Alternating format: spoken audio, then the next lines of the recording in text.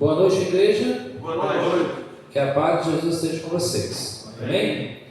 Boa noite aos amigos também do canal Voz Ativa também. Que a graça e a paz de Deus e de Jesus Cristo esteja com todos mais uma vez nessa oportunidade.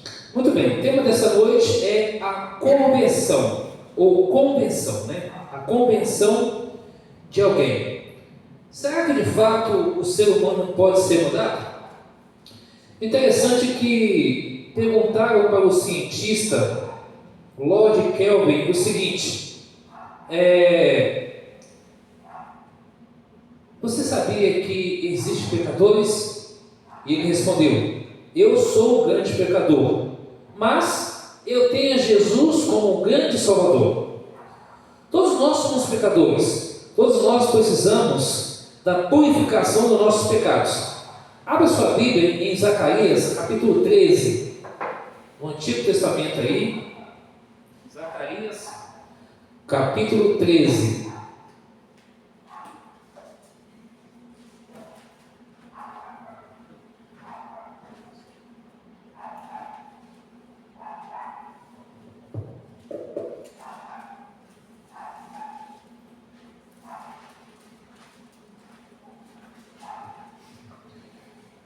Zacarias, capítulo 13, a partir do verso 1.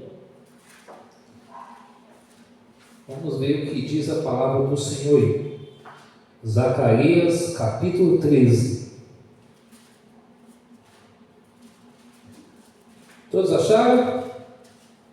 Amém. Amém. Então vamos lá. Naquele dia haverá uma fonte aberta para a casa de Davi e para os habitantes de Jerusalém, para remover o pecado e também remover o quê? A impureza. Jesus é a fonte inexaurível de água viva. Jesus é o caminho, a escada, a porta, e vamos entrar por ele. Ele é a atração para todos, Jesus Cristo. Jesus nos convida a voltar. E voltar significa conversão. Agora, o que é uma conversão? A conversão é uma valorização da pessoa, do homem convertido, que vale muito mais. Deus toma a vida inútil pecadora da pessoa e leva e o lava pelo sangue de Cristo e o transforma pelo Espírito Santo a ser uma bênção para as pessoas e para a igreja local. Conversão é fazer do pecador mal viciado, impuro, desprestigiado, caído, condenado, a um homem bom, virtuoso, puro, valorizado, digno, santo e salvo para a eternidade. Vamos abrir a palavra de Deus em João capítulo 8. É uma história conhecida, mas nós temos 4 lições para aprender desse capítulo 8 de João. João, pelo Evangelho, capítulo 8, a partir do verso 1. A mulher adúltera, a mulher pega em flagrante adultério. João, capítulo 8, a partir do verso 1 até o verso 11. É uma história que você já leu de diversas formas, já foi pregado, ou você já pode ter pregado também, mas temos 4 lições para aprender desse capítulo. A conversão é interessante que quando você está em alta estrada e você quer fazer uma conversão que seja o quê? Para a esquerda, e você dá um giro de 90 graus, ou você pode entrar para a direita e fazer um giro de 180 graus, ou de 360 graus, depende da maneira que você vai fazer a conversão. Agora aqui em João capítulo 8 tem alguns personagens. Veja bem, primeiro aqui apresenta Jesus, verso 1. Jesus, entretanto, foi para o Monte das Oliveiras e ali estava ali. Verso 2. De madrugada voltou novamente para o templo e todo o povo ia ter com ele e assim todos ensinavam. Então aqui, Jesus e o povo, segundo personagem. Agora vem o terceiro personagem, os escribas e fariseus, então se torna o 4º personagem também. Trouxeram sua presença uma mulher surpreendida em adultério, o 5º personagem. E agora, fazendo aquela mulher ficar de pé no meio de todos, disseram para Jesus: Jesus, o seguinte, conforme a lei de Moisés, essa mulher foi pega em adultério, ela deve ser o quê? apedrejado. O que o Senhor diz? E agora, no versículo 6, Jesus viu eles ali, tentando para ter quem como acusar, mas Jesus, inclinando, escrevia na terra com o dedo. Ou seja, Jesus conhecia aqueles homens, e agora aqueles homens agora começam a falar, e Jesus sabia. Então Jesus falou o seguinte, no verso 7, como insistiram na pergunta, Jesus levantou e disse o seguinte: quem dentre vós estiver sem pecado, seja o primeiro que atira a pedra. E aí, qual foi o relato? Tornando a inclinar, continuou a escrever no chão. E aí, no versículo 9 diz que, ouvindo eles a resposta, acusados pela própria consciência, foram retirando um a um, a começar pelos mais velhos até os últimos, ficando só Jesus e a mulher no meio onde estavam. Então imagina agora a cena.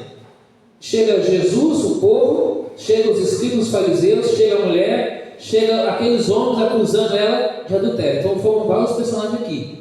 Agora, conforme a lei mosaica, a lei de Moisés, essa mulher deve morrer com pedradas ou apedrejada. E Jesus falou o seguinte: beleza, tranquilo, só que quem não tiver pecado, atire a primeira pedra. Aí, os mais velhos, então, começou a ver que tinha pecado, os mais novos também, deixaram as pedras lá e foram saindo um a um. E aí, o que ocorreu na sequência? Versículo 10.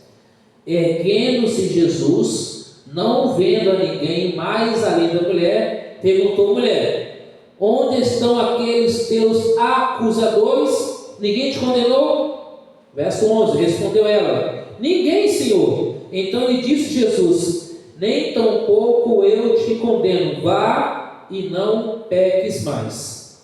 Bom, aquela mulher era desprezada, era indigna, não valia nada aos olhos humanos, ela merecia morrer. Porém, aos olhos dos céus, ela tinha grande valor. É uma pessoa pelo qual Jesus teria vindo à terra e dado a sua vida por ela. Cristo a amava individualmente. O céu se alegrou com a conversão da Maria Madalena, Lucas capítulo 15, 7 e 10.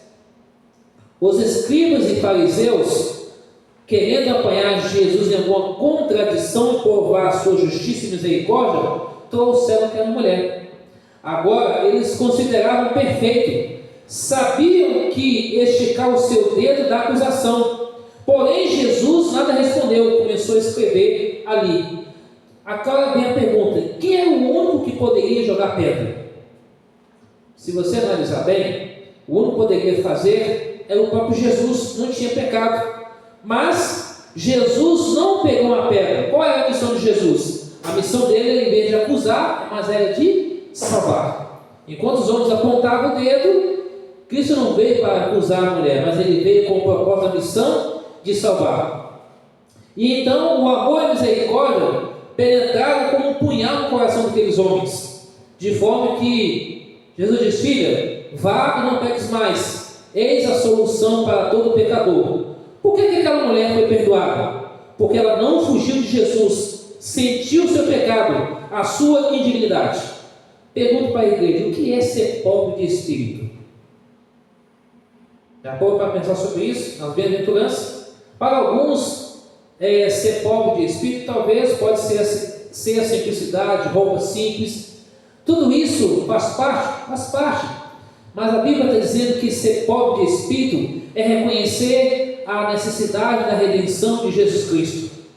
É entender que nós somos pecadores e carecemos da graça de Jesus. Muito simples. Quando você lê Lucas capítulo 18, versos 9 a 14, você vê a história do publicano e do fariseu. O fariseu, ele chegou e dizia assim: ó Deus, eu não sou como esse daqui, eu não sou como esse outro daqui, eu dou o dízimo, vou para a igreja, faço tudo que tem que fazer, agora eu mereço ser salvo. Ele achava que a sua justiça o ajudaria a ele chegar no reino dos céus. Enquanto publicano, o que ele fez? ele entendeu que era pecador, que ele era pobre de espírito, carente de Deus, ele se humilhou perante Deus, ele arrependeu, ele confessou os pecados, humilhou perante Deus, Deus o perdoou e o aceitou. Ou seja, não é fazer como um homem, ele recebeu uma medalha por ser humilde, e agora, logo mais ao término do dia, ele está dentro da praça, falando para as pessoas: eu sou humilde porque eu recebi uma medalha. E agora aquelas pessoas olham para ele e falam assim: esse homem aqui que recebeu a medalha porque ele é humilde, ele está se vangloriando, ele está sendo orgulhoso porque ele acha que é humilde, mas não é. Como alguém dizer o seguinte: eu vou limitar alimentos, não vou comprar alimentos, mas eu vou guardar esse dinheiro para comprar roupas e vou ser bem destacado diante das pessoas, mas enquanto isso a barriga está vazia. Há pessoas que fazem isso. Há pessoas ricas que elas olham para si mesmo e dizem que é pobre, e tem aqueles que é pobre e dizem que é rico. Então todo o ser humano é pobre de espírito, precisando da graça redentora de Jesus. Ou seja, não é os bens materiais, não é o conhecimento intelectual que faz da pessoa ser grande, mas a humildade e o direcionamento do Espírito de Deus na vida da pessoa. É o caso dessa mulher. Ela reconheceu que ela era pecadora, mas o que levou ela a chegar a esse ponto? Alguns dizem que foi o ancião que levou ela a pecar, ou seja, levou ela a se prostituir com o tempo, porque ela acabou usando dela, segundo a história. Mas não há uma definição certa quanto a isso. Mas o certo é que aquela mulher, ela vivia na vida de prostituição. Alguns dizem que é Maria Madalena, mas de fato aquela mulher foi mudada, transformada por Deus. Pequenos pecadores perderão por não sentir os seus pecados, por pensar que são suficientemente bons e não irão perder-se. Maria Madalena permaneceu lá de Jesus, recebeu o poder para viver uma vida santa. Alguns pecadores fogem de Jesus, deixam de ir à igreja pensando que não quero que mexa com os meus pecados, não quero me envolver com aquele pecador ou com aquela pecadora. Eu digo para a igreja que tem pessoas perfeitas? Não tem. Todos nós somos pecadores. Hoje, visitando algumas pessoas hoje, e o quanto vejo que quando uma pessoa sai dos caminhos de Deus, há uma grande reluta da pessoa voltar para os braços de Deus. E a pessoa arruma desculpas, mais desculpas para não aceitar Jesus e a verdade, e começa a jogar desculpa, talvez numa pessoa, desculpa porque alguém olhou com um olhar diferente, porque alguém falou alguma coisa, porque alguma coisa que a igreja prega mas não vive, e começa a apontar dedos.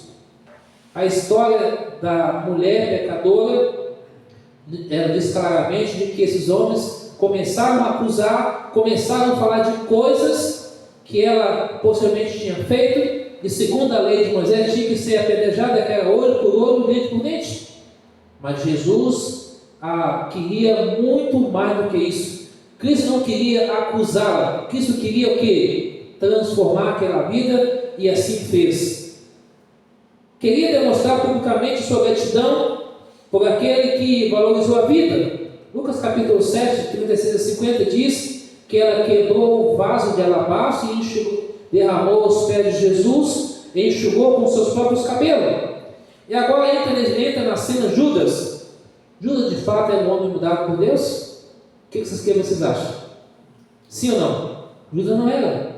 Judas era uma espécie de homem que andava com Deus, ele era convencido dessa verdade, mas não convertido à verdade. E ele falou o seguinte: que desperdício, desperdiçando esse perfume que vale um denário, que vale uma coisa durante um ano, muito dinheiro, que poderia ser aplicado aos pobres. Mentira, ele queria aquele dinheiro para si. Quem era o maior pobre daquela questão? Era Judas. Ele era pobre de espírito, porque ele não tinha sido transformado pelo poder de Jesus, ele não sentia a necessidade de Jesus. Por isso que a conversão, ela não é somente na pia batismal, mas é a vida inteira, continuidade até a volta de Jesus. Ou seja, comunhão com Deus, santificação, justificação. Cada dia eu vou a Jesus e sou justificado por Ele, pela fé nele. E a glorificação, que é o último estágio, Ele irá completar quando Ele voltar. Simão, talvez um dos primeiros a transviar aquela mulher, agora começou a acusá-la, porque ele levou ela para aquele caminho. Simão havia sido leproso, era rico, queria honrar Jesus. Jesus o curara fisicamente, mas a sua alma estava doente. Ou seja, no livro Conhecer Cristo é Tudo, o pastor Alejandro Bolano diz que muitos estão dentro da igreja, mas estão o quê? Perdidos. Porque ainda não tem um verdadeiro encontro com Cristo. Isso vale para mim, vale para você, vale para todos nós. Jesus contou a parábola dos dois credores, Lucas capítulo 7, 40 a 44. Quem mais o amava, o que mais o perdoou? Ela mais o amava e sentiu-se pecadora, maior era a sua gratidão. E ela então quebrou aquele vaso de alabastro e derramou aos pés de Jesus. E ele a enxugou com seus cabelos, lavou os pés cansados, benditos, que logo saíram a ser transpassados, pés incansáveis na busca do perdido, nas estradas poeirentas da Palestina, levanta a salvação. Aquela é a lágrima de gratidão daquela mulher. Certa vez, numa escola rural, alguns alunos reuniram para dar um presente para a professora. Mas lá no fundo tinha uma menina simples, que não tinha recurso, e ela começou a chorar. E aí, de repente, a professora disse: filho, por que você está chorando? Professor, eu estou chorando porque eu não tenho recurso para ajudar os colegas a comprar um presente para a senhora. E aquela professora disse: filha, a sua lágrima é o melhor presente que você pode me dar, porque você está aqui mostrando o seu amor, o seu carinho, a sua atenção para comigo.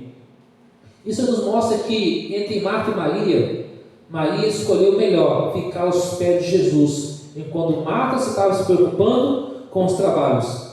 Se Jesus viesse hoje à nossa casa, nós procuraríamos dar o melhor quarto para Ele, a melhor roupa e hospedá-lo da melhor forma. Foi assim que Maria fez. Agora a pergunta é: você se sente indigno, pecador?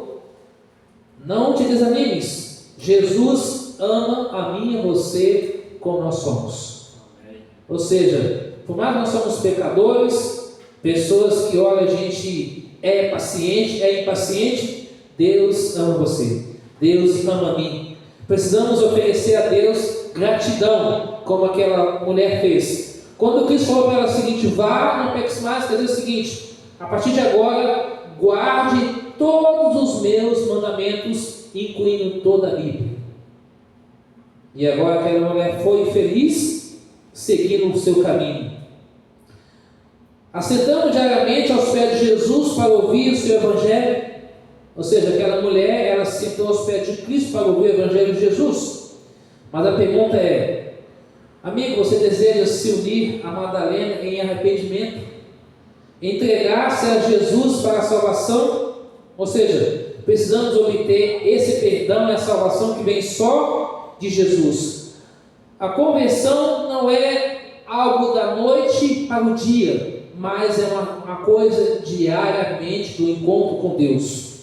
Precisamos ir a Jesus. O Espírito e a igreja diz: vem. Aquele que ouve diga: venha. E quem tem sede, receba de graça a salvação. Quem quiser, tome de graça a água da vida. Cristo é a água da vida. Ele quer mudar a nossa história e mudar a nossa vida. Aquela mulher, ela deixou ali toda a sua vida de pecado e passou a adorar a Deus. Quais as lições que eu aprendo com tudo isso? Primeira lição: Deus nos conhece. Deus me conhece, Deus conhece você no nosso dia a dia. Ele sabe o que vai lá na mente e no coração. Alguém pode dizer assim: eu conheço o pai, eu conheço a minha mãe, eu conheço minha filha ou esposa, vice-versa. Só que nós não conhecemos o coração da pessoa, mas Deus conhece. Então a primeira lição desse capítulo 8 de João, que Deus nos conhece. Segunda lição: Deus, Jesus, o Espírito Santo, quer fazer milagre em nossa vida. Ele quer transformar a nós, Ele quer mudar a nossa história. Ele quer dizer assim: filho, agora, em vez de você ficar indo para a direita, para a esquerda, siga o caminho rumo ao céu, que é Jesus. Siga o caminho. Terceira lição: Jesus perdoa a cada um de nós quando nós somos sinceros. Quando Cristo falou para aquela mulher: vai, não peques mais, guarda meus mandamentos, a partir de agora seja uma nova pessoa. De fato, ela passou a ser uma nova pessoa em Jesus Cristo. Última lição que nós aprendemos nesse capítulo 8 de João: Jesus transforma a cada um de nós e nos salva para o reino da eterna felicidade. Hoje nós precisamos ir em Jesus, precisamos entender que Deus nos conhece, Jesus quer fazer milagre na nossa vida, Jesus perdoa a cada um de nós e Jesus transforma e nos quer levar para o reino dos céus. Portanto, nós devemos ir a Ele, entregar a Ele a nossa vida, confiar plenamente nele, porque Ele sabe o que é melhor para nós. Diz o Salmo 37,5: entrega o que? O teu caminho, Senhor. O que mais? Confia nele, mas Ele fará. Devemos entregar a nossa vida nas mãos de Deus. Eu quero terminar lendo com você Salmo 139, último texto. Salmo 139, versos 23 e 24. Dois versos também que você já conhece, a gente já leu diversas vezes, mas aqui tem uma aplicação bem interessante para a nossa vida que Deus quer deixar como apelo para mim e para você essa noite. Salmo 139, verso 23 e verso 24. Salmo 139, verso 23 e o verso 24. O verso 23 diz: sonda-me, ó Deus, e conhece o meu coração, prova-me e conhece os meus pensamentos. Verso 24: vê se há em mim algum caminho mau e guia-me pelo caminho eterno. Deus deseja sondar a nós, sondar os nossos familiares, os nossos amigos, nossos irmãos na fé, irmãs na fé, e nos guiar pelo caminho eterno. A pergunta que eu faço para você essa noite é: você deseja que Jesus o converta cada dia e nos prepara para o reino dos céus? Você tem esse desejo no seu coração? Que Deus possa abençoar cada um de nós. Convido você da forma que você está a inclinar suas frontes e vamos falar com Deus. Senhor nosso Deus, obrigado, Deus, pela oportunidade de vida. Obrigado, Senhor, porque até aqui o Senhor tem nos ajudado. Conduz a nossa vida, Senhor. Perdoa os nossos pecados. Continua abençoando a igreja aqui do Parque América. Pai, que as pessoas ao entrar aqui possam ver Cristo Jesus em nós. E que nós continuamos sendo essa bênção para essa comunidade, para os nossos familiares, amigos e irmãos na fé. Conduz a nossa vida. Perdoe os nossos pecados. Tenha misericórdia de nós, do nosso país e do mundo. Liberte-nos das garras do mal. Transforma-nos, Senhor, para a glória do Senhor. Assim como o Senhor mudou a vida daquela mulher, o Senhor a converteu, que o Senhor possa nos converter diariamente, auxiliando pelo Espírito Santo em nossa vida. Conduza a nossa vida, nos dê a tua paz, a tua bênção e o teu perdão. Em nome de Jesus. Amém. Vamos colocar de pé, para a gente cantar no final e depois a gente faz a oração final.